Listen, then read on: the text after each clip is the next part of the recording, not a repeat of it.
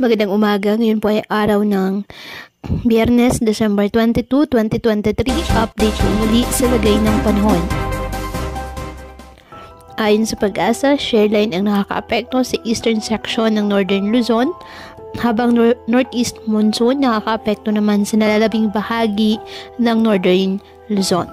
Samantala, patuloy pa rin na minomonitor ang isang low pressure area na nasa labas ng ating PAR at nagdadala po ng mga pag-ulan dyan po sa mga bandang Palawan area.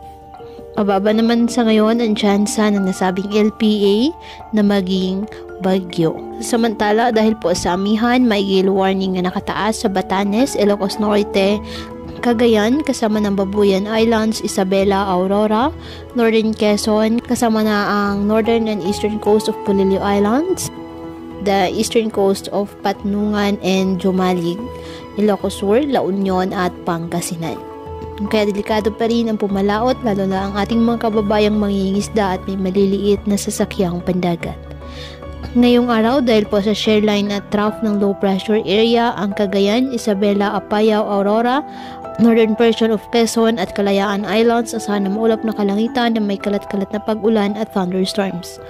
Ang nalalabing bahagi ng Cordillera Administrative Region at nalalabing bahagi ng Cagayan Valley asahan na maulap na kalangitan na may mga pag-ulan dahil po sa northeast monsoon. At ang Ilocos Region asahan din ang bahagyang maulap hanggang sa maulap na kalangitan with isolated light rains dahil pa rin po sa amihan. Ang Metro Manila at nalalabing bahagi ng bansa, bahagyang maulap hanggang sa maulap na kalangitan with isolated rain showers or thunderstorms dahil sa easterlies at localized thunderstorms. Kaya patuloy po na pinag-iingat ang ating mga kababayan sa banta po ng mga pagbaha at pagguho ng lupa at ugaliin po na magdala palagi ng payong o kahit anumang panangga sa ulan sa tuwing lalabas ng ating mga tahanan. At yan po muna ang update sa lagay ng panahon ngayong araw. Muli patuloy po tayo na mag-ingat at palaging tandaan, God loves you. Stay safe and God bless.